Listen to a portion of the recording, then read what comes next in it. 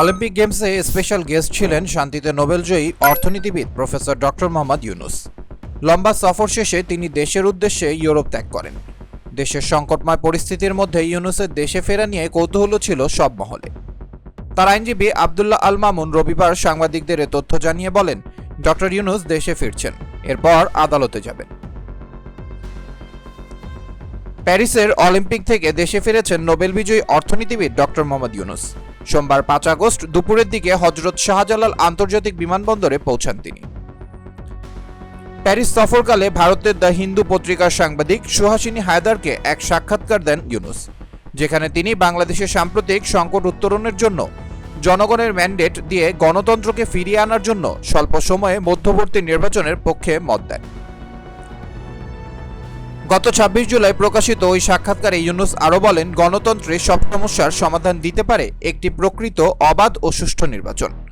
জনগণের নির্দেশনায় গণতন্ত্রের সমস্যার প্রতিকার সম্ভব, কারণ জনগণই রাষ্ট্রের প্রকৃত মালিক। রাষ্ট্র কেবল সরকারে থাকা কিছু মানুষের জন্য নয়।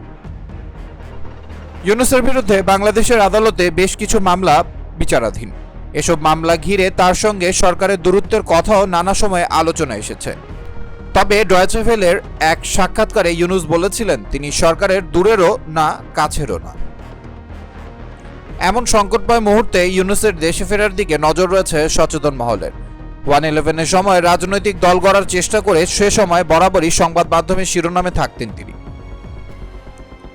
বাংলাদেশ ছাত্রদের চলমান আন্দোলন নিয়ে এক প্রশ্নের জবাবে ইউনুস দ্য হিন্দুকে বলেছিলেন, এ এক অত্যন্ত ভয়াবহ অবস্থা। আইন ভঙ্গকারীদের বিরুদ্ধে কি ব্যবস্থা নেওয়া হবে তার একটা প্রক্রিয়া আছে। কোথাও বলা নেই যে আপনি একের পর এক তাদেরকে হত্যা করতে পারেন। দ্য হিন্দুকে তিনি আরও বলেছিলেন, বিক্ষোভকারীরা যদি আইন ভঙ্গ করেন তাহলে এমন পরিস্থিতি মোকাবেলার জন্য মানসম্পন্ন প্রক্রিয়া রয়েছে। বাংলাদেশে আইনের শাসন ও গণতন্ত্র চর্চার মধ্যে কিছু ভয়াবহ ভুল আছে। নোবেলজয়ী অধ্যাপক ডক্টর মোহাম্মদ ইউনুসকে প্রধান উপদেষ্টা করে অন্তর্বর্তীকালীন সরকার গঠনের রূপরেখা দিয়েছে বৈষম্য বিরোধী ছাত্র আন্দোলন। 6 আগস্ট ভোর 4টার পর ফেসবুকে দেয়া ভিডিও বার্তায় এ ঘোষণা দেন আন্দোলনের সমন্বয়করা। ভিডিও বার্তায় সমন্বয়ক নাহিদ ইসলাম বলেন, অন্তর্বর্তীকালীন সরকার গঠনের রূপরেখা দিতে আমরা 24 ঘন্টা সময় নিয়েছিলাম, কিন্তু জরুরি পরিস্থিতি বিবেচনায় এখনই রূপরেখা ঘোষণা করছি।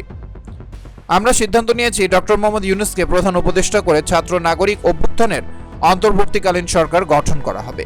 তার সঙ্গে আমাদের কথা হয়েছে, তিনি দায়িত্ব নিতে সম্মত হয়েছেন। তিনি আরও বলেন, আমরা সকালের মধ্যে সরকার গঠনের প্রক্রিয়া দেখতে চাই। রাষ্ট্রপতির কাছে অনুরোধ থাকবে ডক্টর মোহাম্মদ ইউনুসকে প্রধান উপদেষ্টা করে অন্তর্বর্তীকালীন সরকার গঠন করা হোক। এ সময় তারা আরও বলেন, অন্তর্বর্তীকালীন সরকারের বাকি সদস্যের নামও আমরা সকালের মধ্যেই ঘোষণা করব।